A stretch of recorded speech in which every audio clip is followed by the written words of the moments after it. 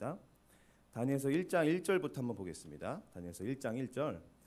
유다 왕 여호야김이 다스린 지 3년이 되는 해 바벨론 왕 느부갓네살이 예루살렘에 이르러 성을 에워쌌더니 분위기가 심상치 않아요. 바벨론 왕이 예루살렘에 이르러 성을 에워쌌습니다. 외부의 강한 힘과 외부의 압력이 하나님의 나라를 향하여 조여오고 있는 것입니다. 당시는 유다 왕 여호야김이 다스리는 시대였습니다. 여호야김의 아버지는 요시야였어요. 아버지는 요시야였어요. 요시야. 성경은 요시야에 대해서 어떻게 말하냐면 열왕기하 23장 25절에 보면 요시야와 같이 마음을 다하며 뜻을 다하며 힘을 다하여 모세의 모든 율법을 따라 여호와께로 돌이킨 왕은 요시야 전에도 없었고 후에도 그와 같은 자가 없었더라. 요시야가 스스로 자화자찬하는 것이 아니라 성경이 그에 대해서 정말 훌륭한 왕이라고, 이전에도 없었고 앞으로도 볼 수 없는 정말 훌륭한 왕이라고 인정하시는 겁니다. 그런 훌륭한 왕 요시야예요. 그런데 요시야의 할아버지는 므낫세인데요. 이 므낫세는 정말 악랄하고 패역하고 정말 악한 왕이었습니다. 그래서 하나님이 그 므낫세 때문에 아무리 이 손자 요시야가 개혁을 하고 모든 율법을 따라서 지키고 바꾸고 해도 유다를 향한, 그 나라를 향한 하나님 당신의 진노를 거두시지 않아요. 그러니까 이 므낫세가 얼마나 악하게 굴었는지 모릅니다. 극악무도 그 자체였어요. 결국 요시야도 그냥 허망하게 죽습니다.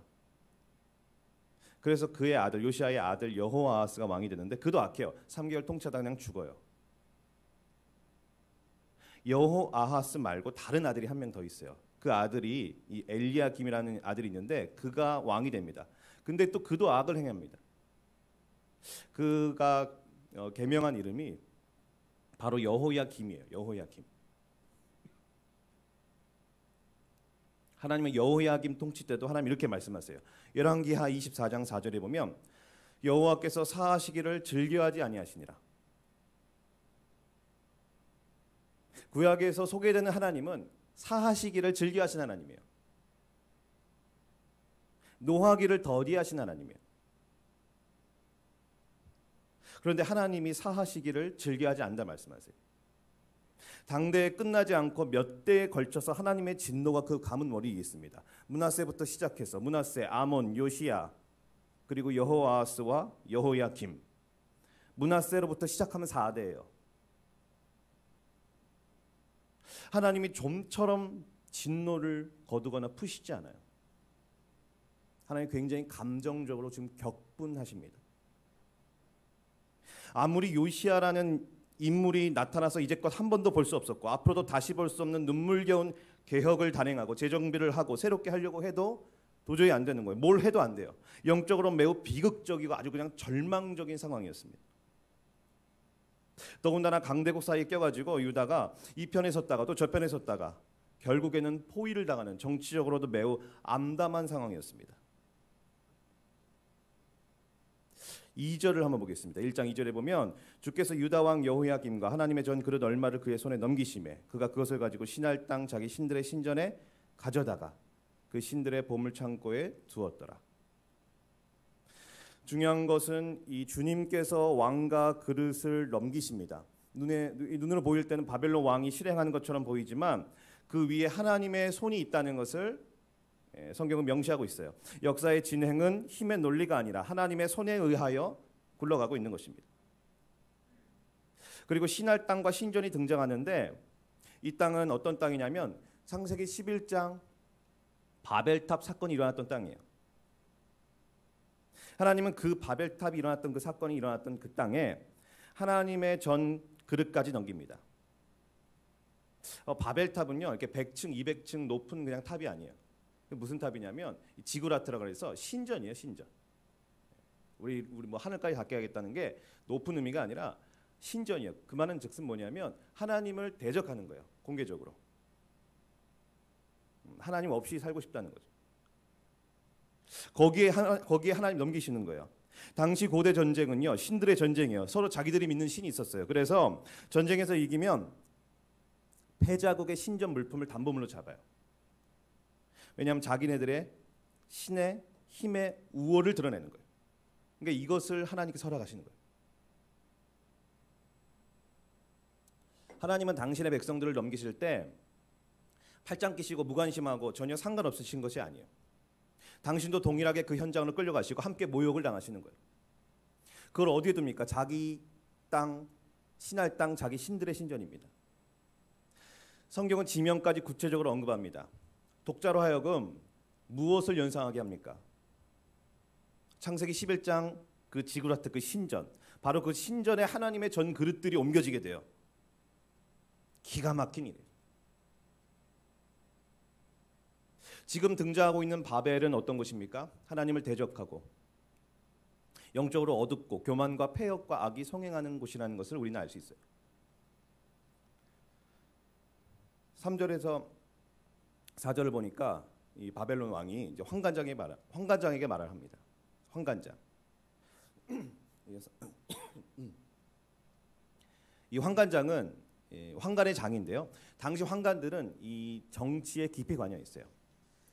그래서 이 궁궐의 여러 재반 업무와 살림을 도맡아 했습니다.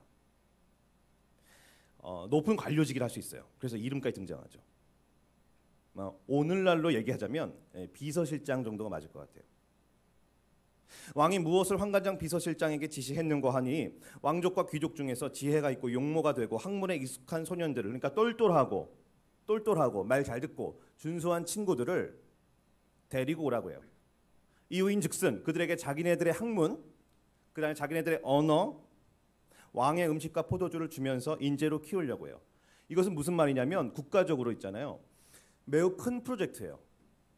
핵심적인 프로젝트예요. 왜냐하면 대제국들마다 다 국가 경영 키워드가 있어요. 이 통치 핵심 철학이 있습니다. 예를 들어서 아수르, 성경에 나오는 아수르는 혼혈인 만들기예요. 결혼을 시켜가지고 그 종족의 씨를 말려버리는 거예요. 이 페르시아 같은 경우는요, 숫자예요, 숫자. 많은 경제력, 많은 군사력, 숫자. 이 헬라 제국은 이 융합이고요. 이 로마 제국은 당시 관용이었어요. 그러니까 이 바벨론 제국은 민족주의적 이데올로기 교육이에요. 일이 보통 일이 아니라 중차대한 국가적 프로젝트인 거예요. 국가를 지탱하고 있는 힘이 무엇이고 움직이는 힘이 무엇이고 어떠한 세계관으로 어떠한 눈으로 세상을 바라봐야 되고 결론적으로는 바벨론과 그 나라와 왕에게 충성하도록 하는 것이었죠. 당시 바벨론 학문의 이 커리큘럼이 있잖아요. 거기에 과목이 천문학, 주문, 점성술, 점술 이런 거였어요. 바벨론 종교학이 필수 과목이에요.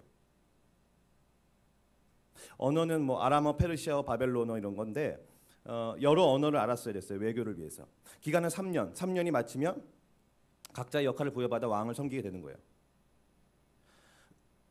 6절을 보면 우리가 잘 아는 다니엘과 세 친구가 특별 채용에 포함됩니다. 7절에는 기가 막힌 사건이 하나 더 등장해요. 그것은 바로 뭐냐면 창시계명이에요. 창시계명. 이름을 바꿔버려요. 원래 다니엘의 뜻은요, 하나님은 나의 재판관이시다. 다니엘의 세 친구 하나냐의 뜻은 여호와께서 자비를 베푸시다. 마사엘은 누가 하나님과 같은가. 아사랴는 여호와가 나의 도움이시다. 여호와 신앙의 이름이에요. 바벨론 비서실장은 이들의 이름을 바꿔버립니다. 무엇으로 바꿔버리냐면 당시 바벨론 신전에 있던 그 신들의 이름으로 다니엘과 세 친구의 이름을 바꿔버려요. 그러니까 1절부터 7절까지 상황이 정말 보통이 아니에요. 1절 유다왕 여호야김이라는 말만 들어도 가슴이 그냥 탁 막혀버리는 거예요. 하나님이 좀처럼 진노를 거두시지 않는 그 상황이에요. 뭘 해도 안 됩니다. 므낫세가 얼마나 악했는지 요시아가 아무리 잘해도 하나님의 진노가 도저히 풀리지 않는 상황이에요.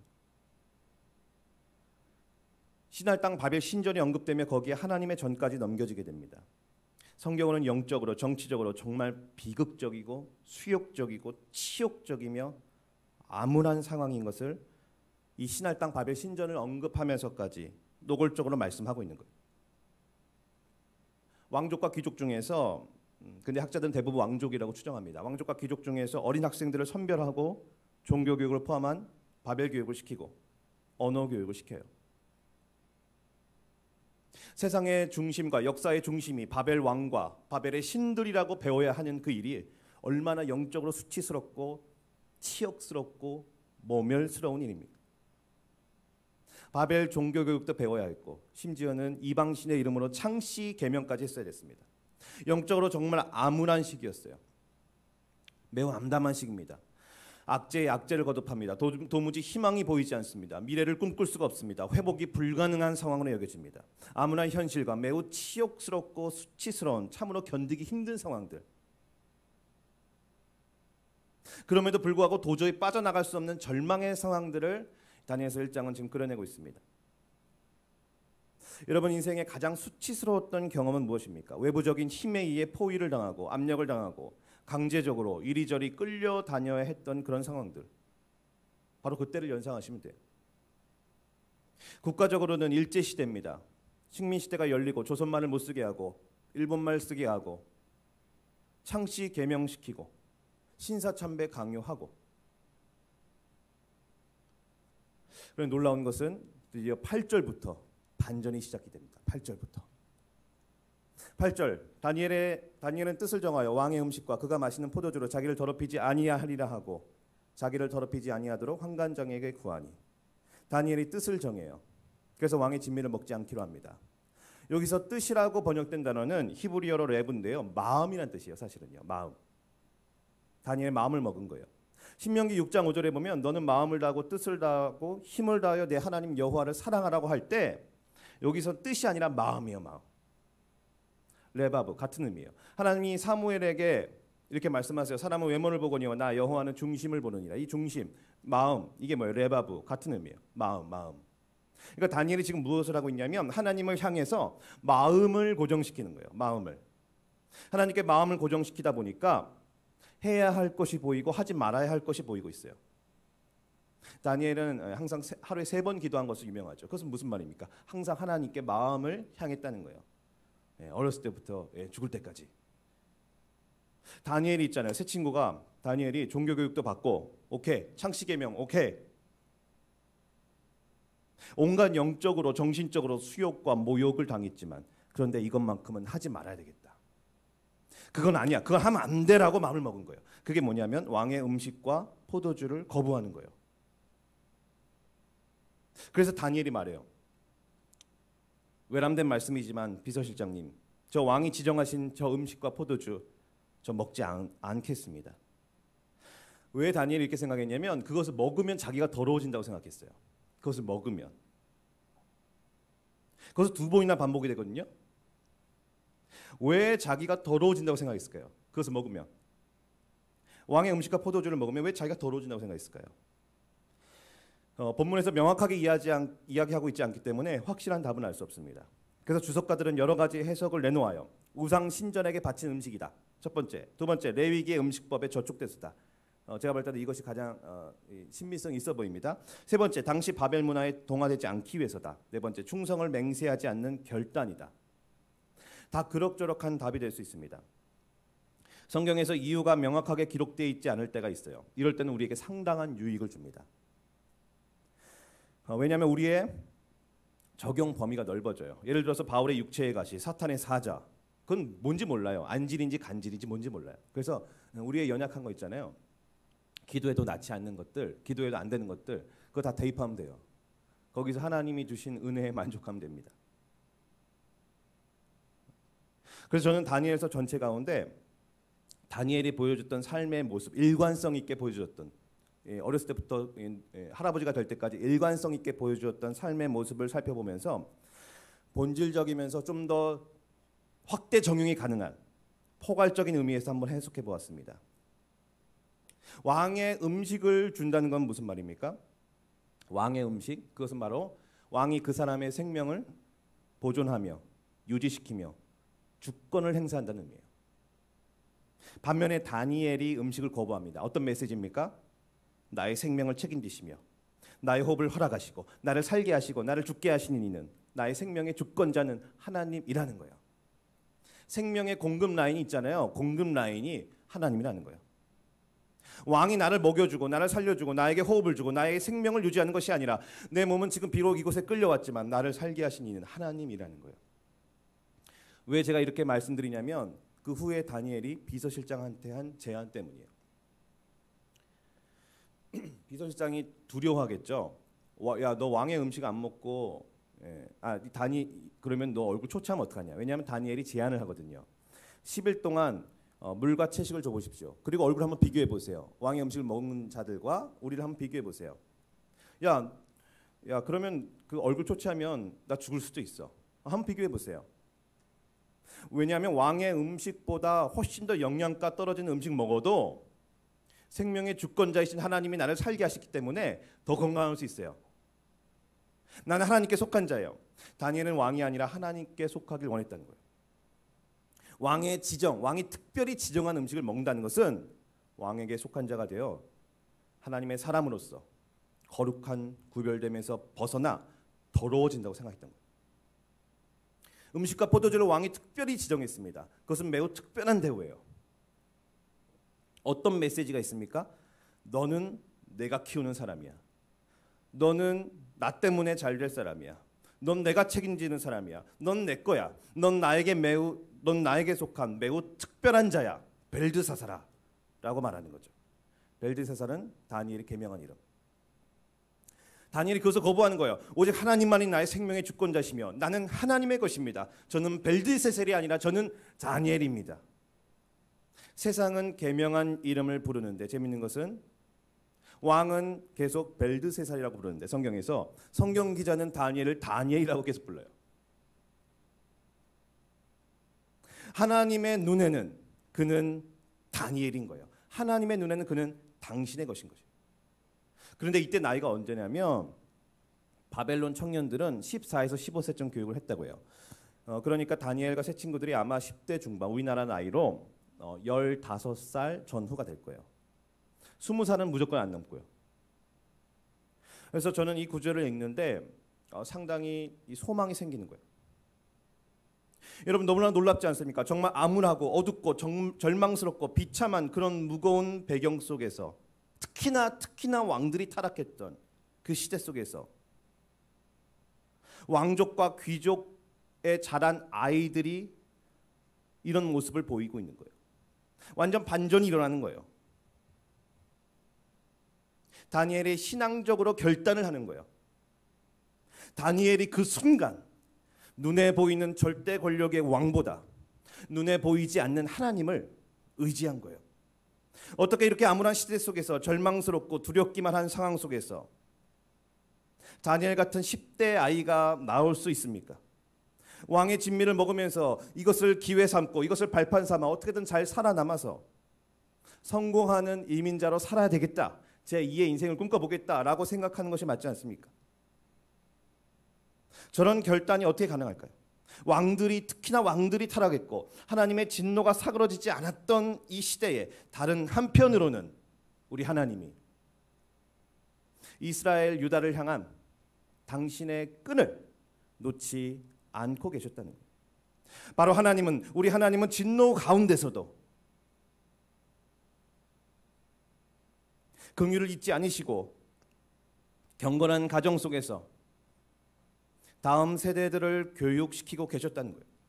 몇 대를 거쳐서 하나님의 진노가 그 가문 위에 있었지만 또 이면에는 하나님이 긍휼을 잊지 않으시고 하나님이 손을 놓지 않으시고 하나님이 참으로 암울하고 암담한 시대 속에서 다니엘과 세 친구들에게 신앙의 교육을 하고 계셨다는 거예요.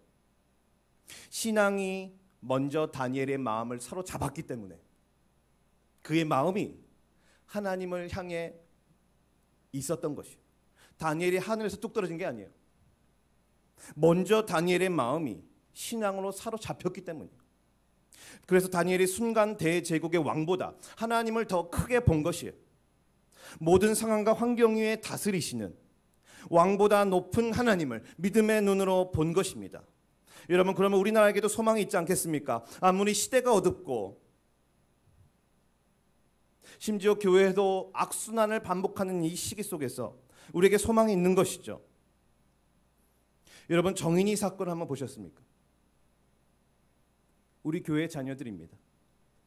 얼마나 고통스럽고 얼마나 참담하고 얼마나 충격적입니까? 그 돈 때문에 그런 거 아니에요? 돈 때문에.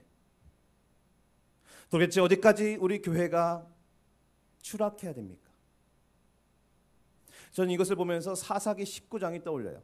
한 레위인이 첩을 데리고 있었는데 그 첩이 윤간을 당하고 죽임을 당합니다. 12막으로 이 토막을 내서 이스라엘로 다 보내요. 그래서 그것을 보는 자가 야, 이스라엘 자손이 애굽 땅에서 올라온 날부터 지금까지 이런 일은 일어나지도 않았는데, 이런 것은 보지도 못했는데 어떻게 이런 일이 일어날 수 있는가? 저도 이 정도는 처음 보는 것 같아요. 이 정도는. 돈 밑으로 하나님을 어떻게 업신여기는 거 아닙니까?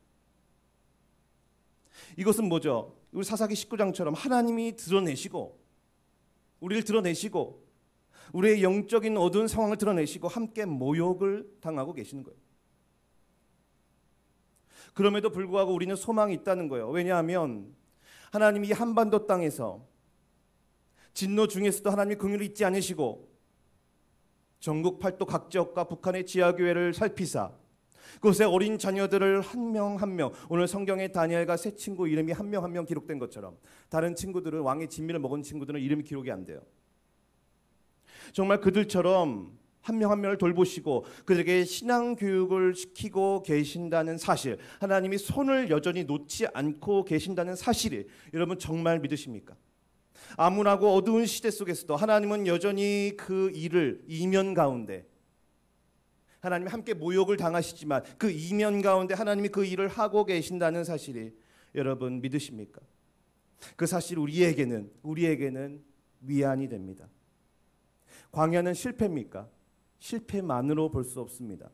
광야에서는 다음 세대들이 간접적으로 교육을 받고 있었어요. 제 자녀가 어리기 때문에 이런 말씀 드리는 게 아니에요. 여러분, 저는 누구 자녀건 상관이 없습니다. 한국 교회에서 자라는 누구 자녀건 상관이 없습니다. 그 어린 자녀들이 한국 교회를 대표하여 다니엘처럼 결정적인 순간에 하나님을 더 크게 보아 마음으로 결단하는 친구들로 자라기를 간절히 소망합니다. 여러분, 근데 이런 인물이 어디서 자랄까요? 어디서 자랄까요? 제 지인도요, 2명이 그 기도 학교를 다닙니다. 80만 원에서 한 100만 원 정도. 근데 특히나 그 한 가정은 아주 모범적인 가정이에요. 예, 그 인도 목사님이신데 한국에서 이 신학교 교수님이에요. 그래서 이 기도 학교에서 후원을 해줘가지고 거기서 이제 좋은 아주 양질의 프로그램으로 잘 배우고 있어요. 참 그런 분들에게는 참 도움이 되는 것 같아요. 하지만 그 자녀는요 결코 거기서 자라지 않아요. 그 자녀는 그 부모의 신앙 교육으로 자라고 있습니다. 메인은 거기에요. 이런 인물은 어디서 자라냐면 여러분 가정이에요, 가정. 그래서 사실 교회가 해야 될 가장 중요한 것은 뭐냐면 부모 교육입니다. 부모 교육. 자녀를 둔 부모 교육이요.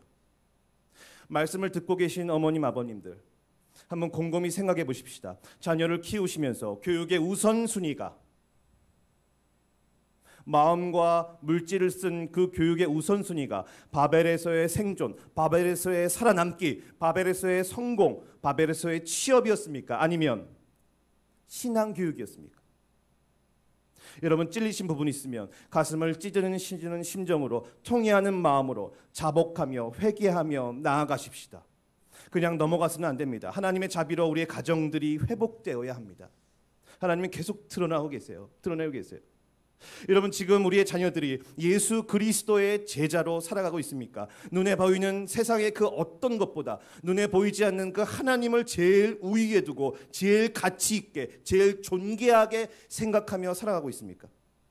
우리 자식은 고생 안 시키게 하고 싶어도 물 안 묻히게 하고 나보다 더 인생살을 하고 온갖 사교육을 정말 많이 시켰지만 정작 성경을 암송하게 하고 성경과 복음을 가르쳐주고 눈에 보이는 그 어떤 것보다 하나님이 제일 소중한 것이라고 가르치는 그것을 여러분 놓치지는 않으셨습니까? 신앙으로 자녀의 마음을 사로잡는 것을, 그래서 그 자녀가 마음으로 하나님께 고정하는 그 일을 여러분 소홀히 하지는 않으셨습니까? 자식을 사랑한다는 미명하에 바벨의 교육은 참 많이 시켰는데 신앙 교육은 놓치지 않으셨습니까? 물론 세상 교육, 사교육 필요하죠. 1년에 우리나라 사교육비가 20조 원이 넘는다고 하네요. 다니엘도 바벨 공부를 했습니다. 저도 우리 자녀들이 좋은 데 갔으면 좋겠고 미군의 명문대 갔으면 좋겠어요. 우리 한국 교회 주일학교 아이들이 좋은 데 갔으면 좋겠어요. 미국과 영국과 유럽의 우수한 명문대 갔으면 좋겠어요. 아시아를 대표하는 학교에 갔으면 좋겠습니다. 그런데 중요한 것은 우선순위가 있다는 거예요. 우선순위가. 유대인 교육, 가정교육 전문가 현영수 박사는 이런 얘기를 해요. 전 세계 기독교, 2000년 기독교사는 복음이 전 세계로 확장되는 세계 선교는 성공했지만 가정에서 대대자자 손손으로 이어지는 이 가정의 신앙교육은 실패했다고 이렇게 평언합니다. 한번 귀담아 들을 말씀인 것 같아요. 악했던 그 므낫세 왕, 훌륭했던 요시야 왕 모두 재밌는 것은 성경에서 어머니 이름이 등장합니다. 어머니가 지대한 영향을 미쳤다는 거예요. 그렇다고 아버지가 중요하지 않는 게 아니에요. 유대인들은 아버지가 토라를 가르칩니다. 성경 말씀을 가르쳐요. 그리고 아버지가 직업 교육을 시킵니다. 경제 교육을 시켜요. 가정에서. 그래서 유대인들은 어떻게 하냐면 아무리 판사가 되고 아무리 검사가 되고 아무리 외과 의사 과장이 돼도 얄짤없어요. 휴일이 되면 아버지가 세탁소 일을 하면 다 집합해야 돼요. 사위까지 포함해서. 사위가 검찰의 무슨 그 고급 간부라도 상관이 없습니다. 다 집합해요 일단. 그래서 다 손매 걷어들고 그 아버지 세탁일 도와주는 거예요. 그게 유대인들입니다. 그들은 모세 오경을 그냥 통째로 외우게 해요. 지금도 미국 뉴욕에서는요 피임을 하지 않고 10명씩 낳아요 아이들을. 아이들은 어렸을 때부터 성경을 가르칩니다. 그것을 보면서 저도 상당히 많이 부끄러웠어요. 유대인이 괜히 1948년에 재건국을 한 게 아니에요. 유대인이 괜히 노벨상 30%가 유대인 게 아니에요. 유대인이 괜히 지금 미국의 정치, 경제, 사회, 문화, 교육, 철학을 석권하고 그 위에서 있잖아요. 미국을 보이지 않는 마이더스 손으로 주무르고 있는 게 아니에요. 유대인이 괜히 하늘에서 뚝 떨어진 게 아닙니다. 율법을 중시하니까 하나님 복을 주시는 건데요. 우리는 예수 복음 구원 신앙이 있잖아요. 우리는 더 있잖아요. 더 하나님께 뜻에 맞춰 갈 수 있는 것이죠. 이 김 목사님이라는 분과 이제 대화를 나누다가 이 목사님이 이제 자녀 교육에 대해서 좀 실책이었다 이런 말씀하시더라고요. 제가 4가지를 권면드렸어요. 첫 번째 회개 기도할 것, 두 번째 가정 예배를 목사님 다시 드립시다. 가정 예배 대신 설교하지 마십시오. 가정 예배. 왜냐하면 훈화가 될 수 있기 때문에 NO. 세 번째 사모님, 아이들 어머님을 공개적으로 감사의 표현하십시오. 아이들을 보는 앞에서 그 노고에 대해서. 네 번째, 혹 하나님의 모습을 보여주지 못한 그 많은 것들, 실수가 있다면, 실책이 있다면 자녀들한테 진심으로 사과하십시오. 네 단계. 근데 이분이 너무 감사한 것은 바로 즉각 그 주부터 바로 실행을 했어요. 그래서 이 예배를 드리고 가장 있잖아요. 아이들이 좋아하는 음식을 먹고 큰애가 그때 19살이었는데 그래서 이제 미국 유학 상담도 저랑 얼마나 잘하고 그것을 보면서 저는 정말 감동을 받았어요. 아, 하나님이 다시 시작하게 하시고 뭔가 이 가정에 참 소망이 있구나. 그런데 저는 이 4가지에서 한 가지 더 추가해서 권면을 드립니다. 그건 뭐냐면 이 코로나 시기 너무 어려웠잖아요. 그러니까 코로나 시기 최신판 코로나 시기 속에서도 함께 하시고 나와 동행하시고 나를 통해서 일하시고 우리에게 역사하신 우리 가정에 역사하신 그 하나님을 간증하는 거예요. 간증하는 거예요. 그러니까 자녀가 이미 다 크신 분들이 있고 그러면요 이 정기적으로 한번 하는 거예요. 5인 이상 집합금지가 풀리면 정기적으로 한번 하는 거예요. 가정 예배를 드리는 거예요. 느부갓네살 왕이 아니라 우리 하나님이 제일 크다고 예배하는 거예요. 만몬의 신이 아니라 이 물질이 아니라 하나님이 제일 크다고 예배하는 거예요. 그리고 자녀들한테 하는 그 사과는 있잖아요. 그것은 심령을 올려요. 아이들의 자녀가 아무리 커도요. 그럼 어떻게 되면 자녀가 하나님께로 더 가까이 나가요. 하나님께로.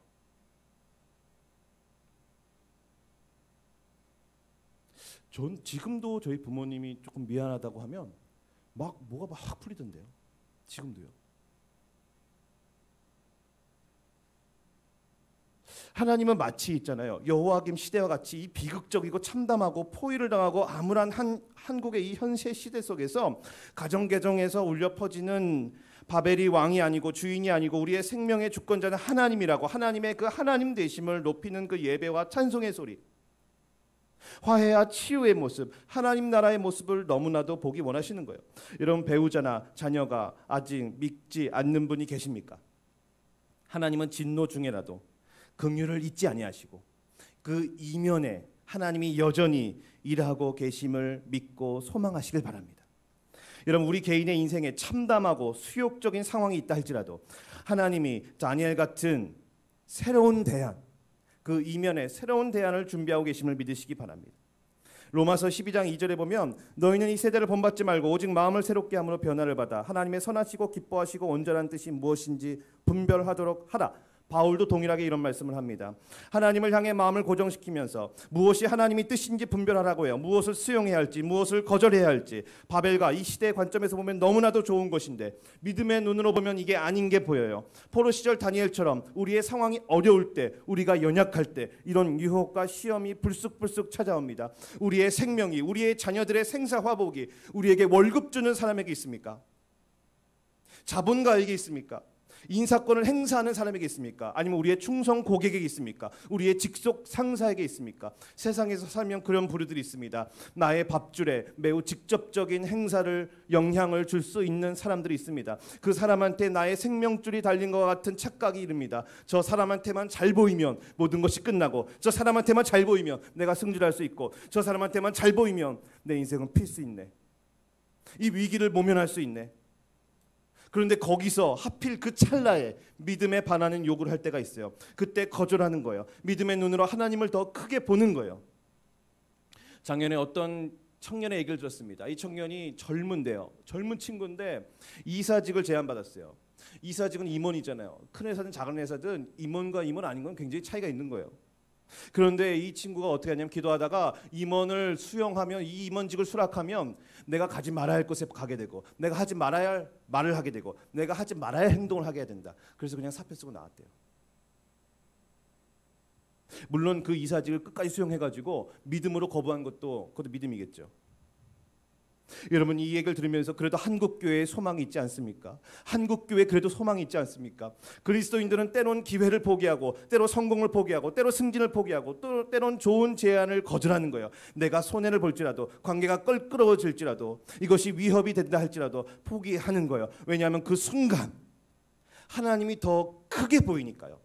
세상도 나름대로 길이 있습니다. 이 세상 풍조가 있어요. 나름대로 올라갈 수 있는 방법이 있습니다. 나를 믿어, 내가 성공시켜주고, 내가 승진시켜주고, 내가 부자 되게 해줄게. 성공할 수 있는 인맥과 길이 있습니다. 그 줄을 잡으려고 얼마나 많은 경쟁자들이 치열하게 싸우고 있습니까? 다니엘은 그가 살아남는 것보다, 출세하는 것보다 명예롭게 믿음의 길에 서 있기를 선택한 것입니다. 우리에게 있어서 성공보다, 생존보다 더 중요한 것은 순간의 선택 앞에서 마음을 하나님께 두어 믿음으로, 하나님을 더 크게 보는 믿음으로, 하나님이 기뻐하시는 정의와 공의를 행하고 법도와 율례를 행하는 구별된 거룩한 삶인 것입니다.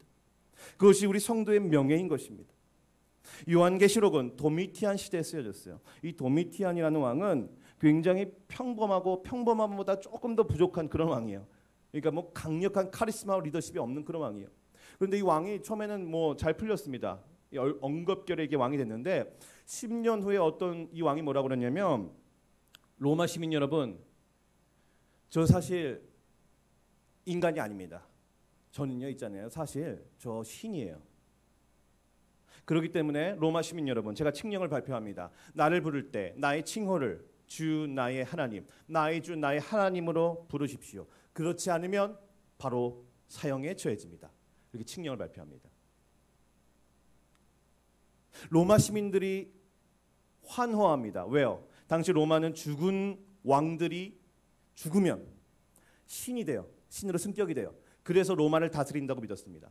그런데 와우, 이제 더 이상 우리 로마는 죽은 사람이 신이 되어 다스리는 나라가 아니라 살아있는 사람이 신이 되어 다스리는 나라가 되어도 하고, 로마 시민들은 환호합니다. 오직 한 부류만 그걸 부를 수 없었어요. 그게 누구예요? 그리스도인들이. 네로 황제의 박해보다도 정말 비교할 수 없을 만큼 너무나도 극심하고 고통스러운 박해가 시작이 됩니다. 이 그리스도인들을 향해서. 그래서 그때 어떻게 해요? 막 카타콤 지하에 막 지하를 파는 거예요. 막 카타콤을 만드는 거예요. 수십 미터, 수백 미터를 그때 막 드릴로 파는 게 아니라 그냥 막 삽으로 막 두려우니까요. 일단 피해야 되니까 막 파는 거예요. 얼마나 박해가 심했는지. 그때 신앙과 믿음이 드러나는 거예요. 황제를 주 나의 하나님으로 고백하는 것이 아니라 예수를 주 나의 하나님으로 고백하는 거예요.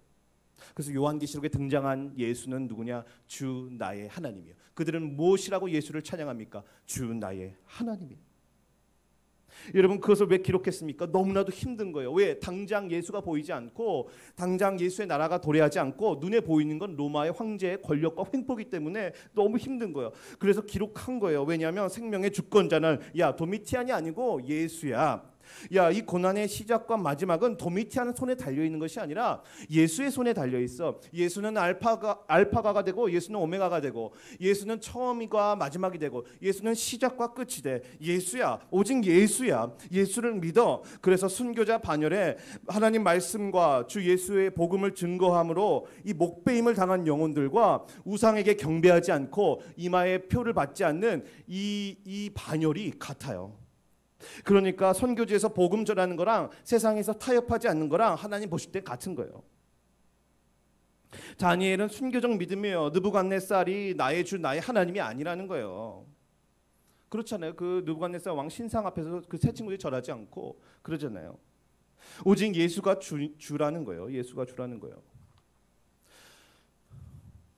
우리는 부끄러운 역사를 가지고 있고 반드시 알아야 되는 역사를 갖고 있습니다. 우리 대한예수교 장로회 신사참배 회개 기도문에 보면 우리가 1938년 9월 9일 제27회 장로회 총회에서 신사참배를 가결하였습니다. 우상숭배에 큰 죄를 범하였습니다. 해방을 맞아 신사는 쫓겨갔지만 신사가 섰던 그 자리 탐욕의 우상들이 뱀처럼 굴을 파고 꽈리를 틀었습니다. 신사참배를 취소하며 마음을 찢어 회개하오니 용서하여 주옵소서. 주님의 큰 공의를 의지하여 간청하오니 회칠한 무덤 마른 뼈같은 한국교회를 살려 주옵소서. 회개로 문을 연 1907년의 평양대부흥 다시 한번 주옵소서. 우리 대한예수교 장로회가 감리교를 포함해서 왜 신사참배를 했나요? 하나님보다 그 순간 하나님보다 일본 제국주의의 그 천황이 그 군사가 더 크게 보인 것이에요. 일본 제국이 하나님 나라보다 더 크게 보인 거예요. 그래서 주길천 목사님을 박해하고요. 2,000명의 하나님의 사람들이 정말 온갖 고문과 고지를 매질을 당하다가 죽었습니다. 지금 북한 지하교회에서는 무엇을 하고 계신지 아십니까? 북한 정치범 수용소에서는 무엇을 하고 계신지 아십니까? 이들의 목회 지도자들이 다 이구동성으로 하나같이 하는 첫 번째 기도 제목은 신사참배 회개 기도예요. 주님 잘못했습니다. 저희들을 용서하여 주옵소서.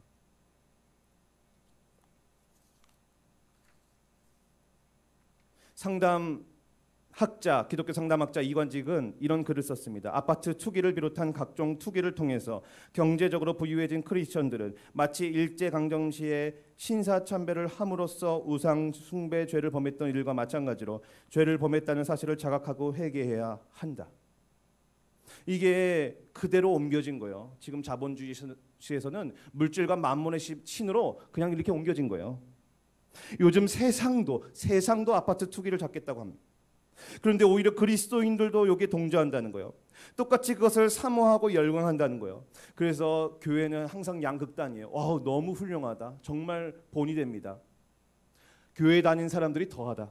이 양극단 항상. 지금 수많은 탐식과 탐욕의 얼굴을 가진 이 잡다한 우상들이 모습만 달리하며 여러분 도사리고 있는 거예요. 그것이 돈이건, 그것이 권세건, 그것이 지위건, 사회적 안정이건, 그것이 재테크건, 주식과 부동산이건, 자녀에 집착하는 것이건, 하나님보다 더 크게 보이는 모든 것들, 하나님보다 더 의지하는 모든 것들, 하나님보다 더 사랑하는 그 모든 것들. 하지만 하나님을 향해 마음을 고정하면 이게 분별이 되는 거예요. 어떤 것을 수용해야 할지, 어떤 것을 거절해야 할지. 이러면 성령의 불로 모든 우상들을 다 태우시기를 축원합니다. 이것은 우리 힘으로 안 돼요. 성령의 능력으로만 가능합니다. 하나님 나라에 사로잡혀야 가능해요. 하나님의 사랑에 사로잡혀야 가능합니다. 복음의 능력에 사로잡혀야 가능합니다. 하나님의 능력에 사로잡힐 때 그때 하나님이 제일 크게 보이는 거예요. 그때 하나님이 제일 소중하게 느껴지는 거예요. 그때 하나님의 나라가 제일 가치 있게 내 삶에 다가오는 거예요. 여러분, 우리 힘으로 안 돼요. 오직 성령의 능력이 우리에게 임해야 될 줄 믿습니다. 그래서 오직 예수만이 내 인생과 내 생명의 주권자로 삼는 믿음이 여러분 회복되어야 합니다. 언제까지 기도하고 언제까지 말씀을 봐야 되고 언제까지 성령 충만을 간구해야 됩니까? 하나님과 하나님 나라가 이 세상에서 제일 크게 보일 때까지, 그때까지 계속 기도해야 돼요. 그때까지 계속 성경 봐야 돼요. 그때까지 계속 성령 충만을 간구해야 됩니다. 9절에는 하나님이 다니엘로 하여금 환관자에게 은혜와 긍휼을 얻게 하신지라. 영어 표현으로 보면 하나님께서 이 비서실장을 통해서 은혜와 긍휼을 베푸시는 거예요. 근데 그 긍휼은 말 그대로 불쌍히 여기는 거예요. 딱 해서 불쌍히 여기는 거. 은혜는 뭐냐면 히브리어로 헤세드입니다. 헤세드는 뭐냐면 언약적 신실함이에요. 그러니까 그 말은 뭐냐면 단순히 감정적인 표현이 아니에요. 불쌍해서 하나님이 던져주는 게 아니에요. 언약적 신실함.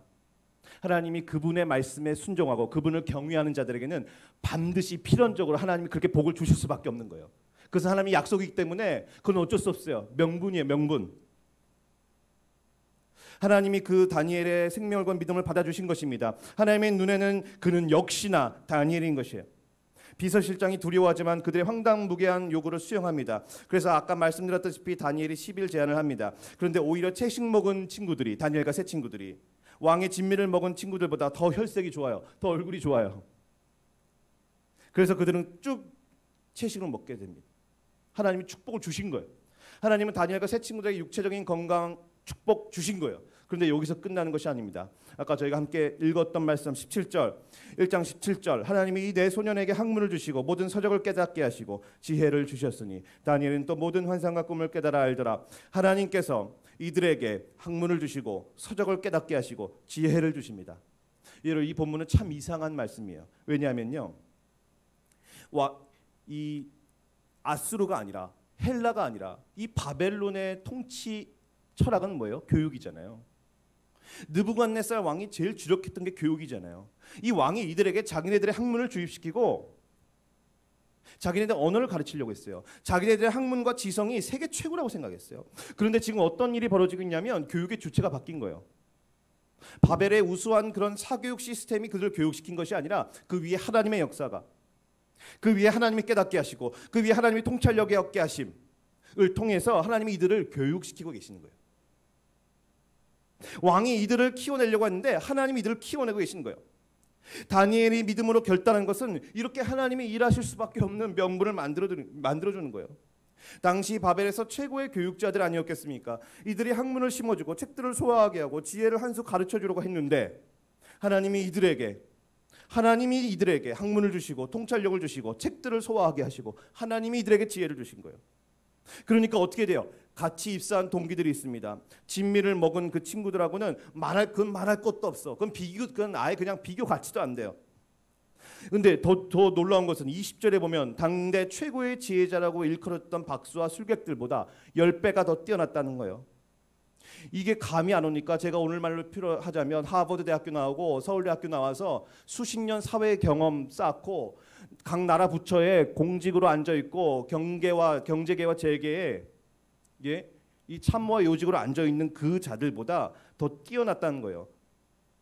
이건 무슨 말이냐면 그들이 없는 것을 가지고 있다는 거예요.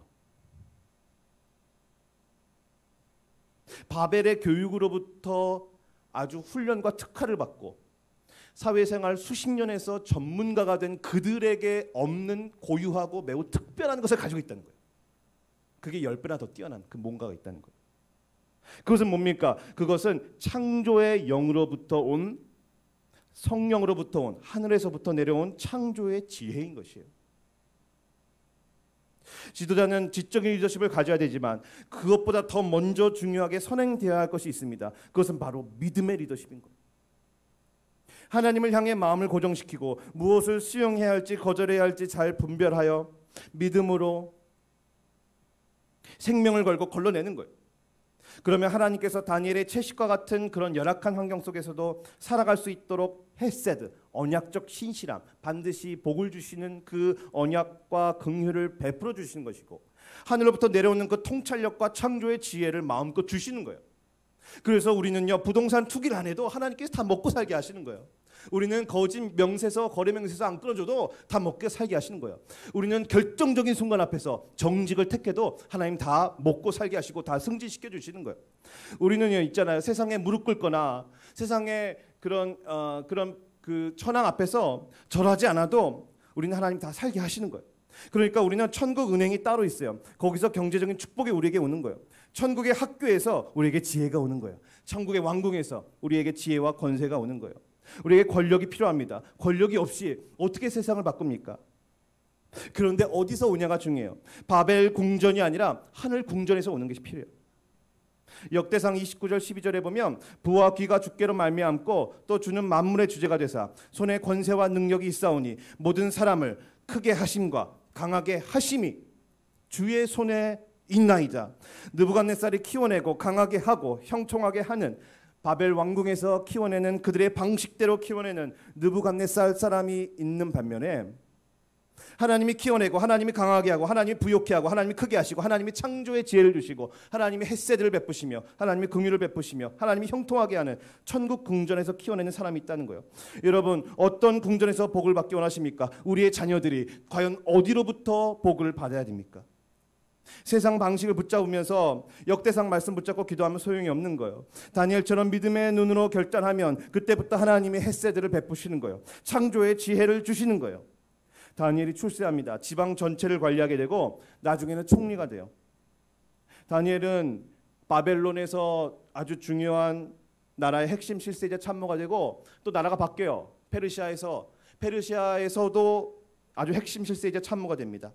그런데 어떻게 출세를 했는지가 중요해요. 그것은 바로 하나님이 주신 지혜로 꿈을 해석하고 글을 해석해서예요. 그러니까 나라의 지혜자들은, 서울대 하버드대생들은 도저히 풀 수가 없었어요. 세상은 언제나 난제를 만나고 위기를 겪어요. 그럴 때 바로 그리스도인들이 빛을 발하는 거예요. 하나님의 사람들이 빛을 발하는 거예요. 우리의 부르심은 남들과 똑같이 평범하게 먹고 살아가며 교회 출석하고 술 담배 안 하는 그 정도가 아니에요. 회사에서, 학교에서, 일터에서, 국가에서 어디서든 사람들이 우왕좌왕하며 도저히 해결할 수 없는 위기와 난제를 만날 때 일가 친척들이 발을 동동 구리며 인생의 한계와 인간의 한계와 문제에 부딪힐 그때에 하나님이 호출하시는 거예요. 그때 하나님이 부어주시는 그 헷세드와 긍휼과 창조의 지혜와 통찰력이 그때 빛을 발하고 쓰임받는 거예요. 다니엘과 세 친구가 아무리 지혜를 많이 받아도 나라에 별로 영향이 없어요. 언제냐? 위기의 때요. 그게 무엇입니까? 그것이 바로 영향력이에요. 그것이 바로 빛과 소금의 역할입니다. 여러분, 우리 인생에 그것이 없다면 다시 어디로 돌아가야 되냐? 1장 8절로 돌아가 마음을 고정시켜, 마음을 하나님께 고정시켜 믿음으로 분별하여 하나님을 가장 소중한 것으로 여기고 결단하며 거절하고 버려야 됩니다. 한국교회가 빛과 소금의 역할을 감당하지 못하는 이유는 재정의 문제와 학식의 문제가 아닙니다. 자본과 사람을 동원하지 못해서가 아니에요. 믿음의 결단의 문제인 것입니다. 세상이 감당할 수 없는 지혜가 부어지고 창조의 지혜가 부어지고 하나님의 헷세드가 부어져야 우리는 빛과 소금의 역할을 감당할 수 있는 거예요. 그러니까 정상적이라면 교회가 특별히 코로나 위기 때 그리스도인들의 지혜가 모여 이 난제와 위기를 돌파하며 헤쳐나갈 수 있는 데 쓰임 받는 거예요. 여러분, 교회마다 요즘요 이 헌혈 운동이 막 일어나고 있어요. 특히나 여기서는 목회자 모임 사랑과 섬김이 있습니다. 공교롭게도 이 모임의 대표는 주기철 목사님 손자 주승영 목사님이에요. 비단 이곳뿐만 아니라 지금 한국교회 전역으로 확산되고 있습니다. 헌혈 운동이. 바야흐로 이게 국내뿐만 아니라 세계 기독교인들로 확산되기 바랍니다. 지금은 다니엘과 느헤미야 같은 리더십이 필요할 때입니다. 교회가 점점 더 포위를 당하고 빛을 잃어갈 때, 세상의 압력으로 쪼임을 받을 때, 포로 상황 시대와 같은 이 시대는요, 하나님을 향한 믿음의 영성과 하나님이 주신 특별한 헷세드와 은혜와 지혜와 창조의 지혜와 전문성을 가지고, 그것이 국가 정책이건 경제건 외교건, 한반도 총리의 문제건, 4차 산업혁명을 통한 중산층 해체와 일자리 문제건, 보건의 문제건, 굵직한 국가적 난제 앞에 쓰임받아 하나님의 영광을 드러내며 복음을 드러내는 사역이 절실히 필요한 시기입니다. 또한 우리 소망교회 공동체를 위해 할 수 있는 가장 위대한 헌신은 무엇입니까? 여러분의 삶 속에서 마음을 하나님께 고정하여 마음을 하나님께 두어서 잘 구별하여 타협하지 않고 하나님이 기뻐하시는 뜻에 순종하는 그것입니다. 때론 거절하며 소망교회의 성도의 그 명예를 지키는 바로 그것입니다. 그러게 여러분 한 명 한 명은 세상에서 가정에서 소망교회를 대표하여 분투하고 있는 일터 선교사인 거예요. 가정의 목회자인 겁니다.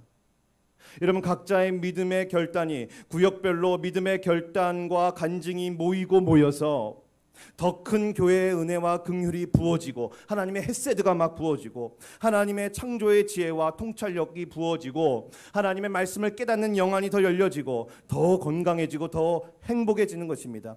여러분 한 명 한 명 때문에 올 한 해 소망교회 가운데 하나님의 차고 넘치는 헤세드와 긍휼이 이 축복과 지혜와 통찰력이 천국 왕궁으로부터 오는 하나님의 손길이 더 부어지게 되기를 소망합니다. 올 한 해 강단에서 선포를 하는 말씀에 눈이 더 열리며 하늘의 지혜가 부어져서 하나님의 말씀에 더욱더 푹 잠기게 되는 은혜가 있기를 소망합니다. 이런 말씀을 마치겠습니다. 다니엘보다 나은 이가 있습니다. 요시야보다 나은 이가 있습니다. 요시야가 다니엘이 므낫세가 지었던 죄를 해결할 수 없었습니다. 하나님의 진노를 해결할 수 없었습니다. 하지만 우리 주 예수 그리스도는 우리의 어떤 극악무도한 죄도 다 해결할 수 있습니다. 우리 가문 가운데 머물러 있는 그 우상의 문제, 죄의 문제, 진노의 문제를 해결할 수 있습니다. 그분은 우리 대신 하나님의 진노의 잔을 대신 마셨기 때문이며 우리 대신 십자가에서 우리를 위하여 저주를 당하셨기 때문입니다.